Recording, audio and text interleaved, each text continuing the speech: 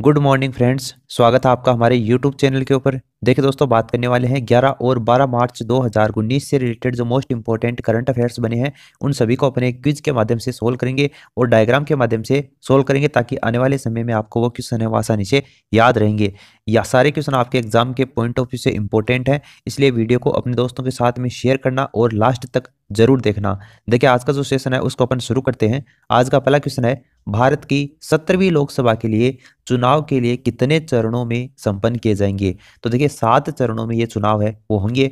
मुख्य चुनाव आयुक्त जो सुनील अरोड़ा हैं, सुनील अरोड़ा जिनकी तस्वीर आप यहाँ पर देख सकते हैं, उन्होंने ये घोषणा की है कि भारत की 17वीं लोकसभा के लिए चुनाव है, यानी लोकतंत्र का जो सबसे बड़ा पर्व है, इस वर्ष 11 अप्रैल से शुरू होगा। आंध्र प्रदेश, अरुणाचल प्रदेश, ओडिशा और सिक्किम राज्यों में विधानसभा चुनाव आम चुनाव के साथ साथ में ही होंगे। चुनाव की घोषणा के साथ में पूरे देश में आदर्श आचार संहिता लागू हो गई है। 29 राज्यों के और 7 केंद्र शासित प्रदेशों के 90 करोड़ मतदाता 11 अप्रैल से लेकर 19 मई 2019 तक 7 चरणों में लोकसभा के लिए 543 सदस्यों का चुनाव करेंगे। ये जो मतगणना होगी वो 23 मई को होगी। मुख्य चुनाव आयुक्त भारतीय निर्वाचन आयोग का प्रमुख होता है और राष्ट्रीय और राज्य व्यवस्थापिका के स्वतंत्र और निष्पक्ष चुनाव कराने के लिए एक संवैधानिक निकाय है। मुख्य चुनाव आयुक्त के मुख्यालय की बात करें तो नई दिल्ली के अंतर्गत इसका मुख्यालय स्थित है। तो 17वीं लोकसभा के लिए चुनाव कितने चरणों में संपन्न होंगे?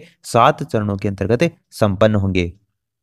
फिर देखिए, आपको नेक्स्ट क्वेश्चन दे रखा है, अभी हाल ही में सीआईएसएफ का कौन सा स्थापना दिवस मनाया गया है? तो देखिए, 50वां स्थापना दिवस मनाया गया है। प्रधानमंत्री जो नरेंद्र मोदी हैं, जिनकी तस्वीर आप यहाँ पर देख सकते हैं, उत्तर प्रदेश के गाजियाबाद के अंतर्गत जो इंदिरापुरम के अंतर्गत सीआईएसएफ का 50वां स्थापना दिवस समारोह है हुआ था, उसमें भाग लिया था।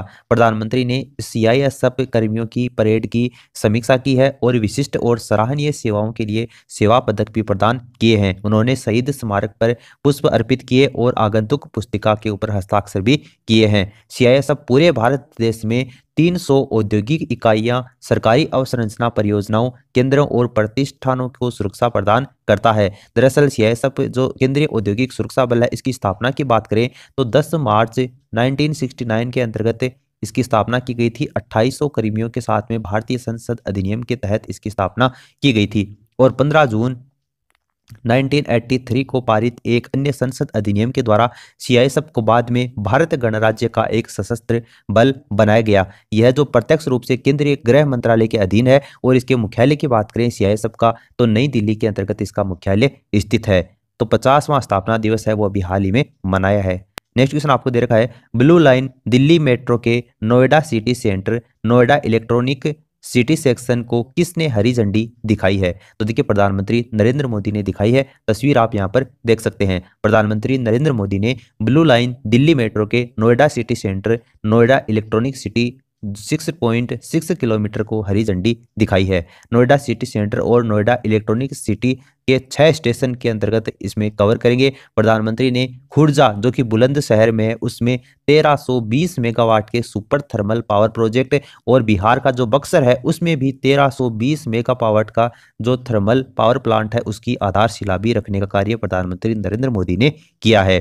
तो प्रधानमंत्री नरेंद्र मोदी क्या होगा? इस क्वेश्चन का राइट आंसर होगा। उसके बाद में आपको नेक्स्ट क्वेश्चन दे रखा है, किस राज्य ने आंगनवाड़ी बच्चों के लिए मुख्यमंत्री आंचल अमृत योजना शुरू की है? तो देखिए, इसका राइट आंसर होगा उत्तराखंड राज्य। उत्तराखंड के मुख्यमंत्री कौन है? त्रिवेंद्र सिंह रावत हैं। तो त्रिवेंद्र सिंह रावत ने देहरादून के अंतर्गत मुख्यमंत्री आंचल अमृत योजना की शुरुआत की है। इस योजना के तहत राज्य के 5 लाख बच्चों और 20,000 आंगनवाड़ी केंद्रों के ऊपर सप्ताह में 2 बार 100 मिलीलीटर दूध निःशुल्क दिया जाएगा। पूरे राज्य के 20,000 आंगनवाड़ी केंद्रों में फ्लेवर्ड स्वीट और स्किम्ड मिल्क पाउडर उपलब्ध करवाए जाएंगे। तो उत्तराखंड क्या होगा? इसका राइट आंसर होगा। उसके बाद में आपको नेक्स्ट क्वेश्चन दे रखा है, किस राज्य के मयूर जगेरी को जीआई टैग मिला है? तो देखिए, जीआई टैग का मतलब क्या होता है? जियोग्राफिकल इंडिकेशन, और केरल के मयूर जगेरी को मिला है। तो केरल इसका राइट आंसर होगा। केरल के इडुक्की जिला है, उसमें पारंपरिक और हस्त निर्मित उत्पाद जो मयूर जगेरी है, मयूर जगेरी का मतलब होता है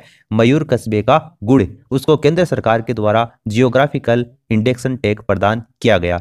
राज्य कृषि विभाग के 2 वर्ष के निरंतर प्रयासों के बाद में मयूर जगेरी अंततः जीआई टैग प्राप्त करने में सफल हुआ है। तो केरल क्या होगा इस क्वेश्चन का राइट आंसर होगा। नेक्स्ट क्वेश्चन आपको दे रखा है कि इस राज्य सरकार ने युवाओं के लिए एक नई योजना और उस योजना का नाम है युवा श्री अर्पण योजना शुरू की है।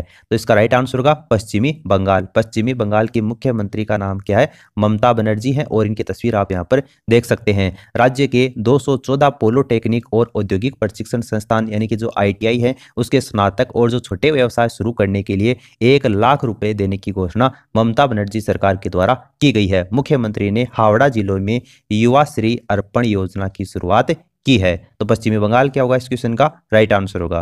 नेक्स्ट क्वेश्चन आपको दे रखा है गोल्डन पीकॉक अवार्ड 2019 से किसे सम्मानित किया है? इंपॉर्टेंट क्वेश्चन है, ध्यान में रखना है इसको। इसका राइट आंसर होगा ACKO general insurance. ACKO general insurance को दुबई के अंतर्गत आयोजित एक समारोह में तस्वीर आप यहां पर देख सकते हैं। प्रासंगिक माइक्रो इंश्योरेंस उत्पाद ओला राइड इंश्योरेंस के लिए प्रतिष्ठित गोल्डन पीकॉक अवार्ड 2019 से सम्मानित किया है। ये जो पुरस्कार है वो श्री बीरेश गिरी को दुबई में आयोजित एक कार्यक्रम के अंतर्गत प्रदान किया गया। ये जो पुरस्कार है वो प्रतिवर्ष दिए जाते हैं और व्यवसाय प्रत्येक क्षेत्र में समग्र सुधार को प्रोत्साहित करने के लिए पुरस्कार दिए जाते हैं। 1991 के अंतर्गत 1991 में भारत के इंस्टीट्यूट ऑफ डायरेक्टर्स के द्वारा स्थापित गोल्डन पीकॉक अवार्ड को अब दुनिया भर में कॉरपोरेट उत्कृष्टता का एक मानदंड माना जाता है। तो ये किसको दिया गया है? 2019 में ACKO जनरल इंश्योरेंस को प्रदान किया गया है। नेक्स्ट क्वेश्चन आपको दे रखा है फिलिस्तीन के राष्ट्रपति ने किसे नया प्रधानमंत्री नियुक्त किया है? तो देखिए पहले तो फिलिस्तीन के राष्ट्रपति कौन है उनका नाम आपको बता देता हूं।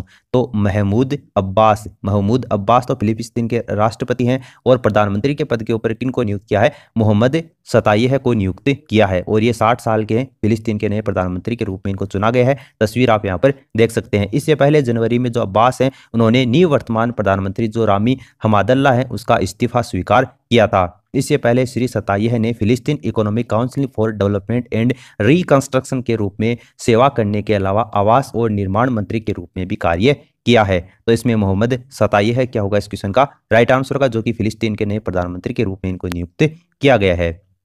नेक्स्ट क्वेश्चन आपको दे रखा है किस एयरलाइंस ने बोइंग 737 मैक्स 8 विमान दुर्घटनाग्रस्त होने के बाद में अपनी जो उड़ानें हैं वो रद्द कर दी हैं? तो देखिए इसका राइट आंसर होगा इथियोपिया एयरलाइंस। इथियोपिया एयरलाइंस ने बोइंग 737 मैक्स 8 विमान दुर्घटना में 8 चालक दल सहित 157 यात्रियों की मृत्यु के बाद में ये जो विमानें हैं उनकी उड़ानें रद्द कर दी हैं। ये जो विमान दुर्घटना इथियोपिया के बोले अंतर्राष्ट्रीय हवाई अड्डे से उड़ान भरने के कुछ ही समय के बाद में जो बिसोफू है, बिसोफू इस जगह का नाम आप ध्यान रखना, बिसोफू शहर के पास में ये दुर्घटना हुई थी। तो इथियोपिया एयरलाइंस क्या होगा इसका राइट आंसर होगा।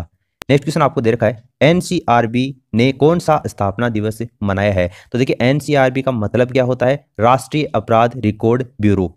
तो राष्ट्रीय अपराध रिकॉर्ड ब्यूरो ने अपना 34वां स्थापना दिवस मनाया है और तस्वीर आप यहां पर देख सकते हैं। राष्ट्रीय अपराध रिकॉर्ड ब्यूरो की स्थापना की बात करें तो 1986 के अंतर्गत भारतीय पुलिस को सूचना प्रौद्योगिकी से सशक्त बनाने के लिए इसकी स्थापना की गई थी। ब्यूरो भारत सरकार की राष्ट्रीय ई-गवर्नेंस योजना के तहत एक मिशन मोड प्रोजेक्ट जो कि crime and criminal tracking network system है उसके कार्यान्वयन के लिए एजेंसी की निगरानी कर रहा है। तो 34वां स्थापना दिवस NCRB ने मनाया है। नेक्स्ट आपको दे रखा है कोरिया एक्सिम बैंक ने विशाखापत्तनम मेट्रो के लिए कितने करोड़ रुपए का ऋण दिया है? तो 4100 करोड़ रुपए का ऋण दिया है। कोरिया एक्सिम बैंक ने विशाखापत्तनम मेट्रो रेल परियोजना के लिए 4100 करोड़ रुपए का ऋण प्रदान किया है। राज्य सरकार ने पहले इस संबंध में केंद्र सरकार को एक प्रस्ताव भेजा था जिन्होंने इसे आगे कोरिया एक्सिम बैंक को भेज दिया है और 4100 करोड़ रुपए की मंजूरी मिल चुकी है। नेक्स्ट आपको दे रखा है भारत ने फिनलैंड मुक्केबाजी टूर्नामेंट के अंतर्गत 1 स्वर्ण पदक जीता है और 4 रजत पदक जीते हैं। ये जो स्वर्ण पदक जीता है वो किसने जीता है ये आपको बताना है। तो देखिए इसका राइट आंसर होगा कविंदर सिंह बिष्ट। ऑप्शन फर्स्ट इसका राइट आंसर होगा। 56 किलोग्राम श्रेणी के अंतर्गत हेल सिंह वहां पर 38वीं गिबी बॉक्सिंग टूर्नामेंट के अंतर्गत इन्होंने स्वर्ण पदक जीता है। 3 बार के एशियाई पदक विजेता हैं सीवी थापा 60 किलोग्राम वर्ग के अंतर्गत और 3 अन्य रजत पदक ने हासिल किए हैं। तो किविंदर सिंह बिष्ट का क्या होगा इस क्वेश्चन का राइट आंसर होगा, जिन्होंने स्वर्ण पदक जीता है। तस्वीर आप यहाँ पर देख सकते हैं। नेक्स्ट क्वेश्चन आपको दे रखा है, भारत के 61वें ग्रैंड मास्टर कौन बने हैं? तो देखिए इनका नाम है इनियान। इनियान है, 16 साल के हैं और पेरिस के अंतर्गत जो नोइजिल ओपन 2019 हुई है उसमें 2500 अंक पार करने के बाद में भारत के 61वें ग्रैंड मास्टर, यानी कि एक शतरंज खिलाड़ी के लिए जो सर्वोच्च खिताब होता है उसको ग्रैंड मास्टर के नाम से जानते हैं। और 61वें ग्रैंड मास्टर भारत के कौन बने हैं? इनियान बने हैं। इनियान ने इस टूर्नामेंट के अंतर्गत 18 अंकों की बढ़त के साथ में रजत पदक जीता है। और उनकी रेटिंग की बात करें तो 2513 इसकी रेटिंग रही है। देखिए जो ग्रैंड मास्टर होता है वो विश्व शतरंज संगठन के द्वारा शतरंज खिलाड़ियों को प्रदान की जाने वाली एक उपाधि होती है। तो भारत के 61वें ग्रैंड मास्टर कौन बने हैं? इनियान बने हैं। तो देखिए दोस्तों 11 और 12 मार्च 2019 से रिलेटेड जो मोस्ट इंपोर्टेंट करंट अफेयर्स बने उन सभी के बारे में अपनी बात की है। वीडियो अच्छा लगा तो इसे लाइक करें ताकि मुझे ये पता चल सके कि ये जो मेरी मेहनत है वो आपके पास में कितनी पहुंच रही है, इसका आइडिया मुझे मिल सके। और अपने दोस्तों के साथ में इस वीडियो को शेयर करें ताकि उनको भी अपनी स्टडी में बेनिफिट मिल सके। मिलते हैं नए वीडियो में कुछ नई क्वेश्चन के साथ में, तब तक के लिए जय हिंद जय भारत।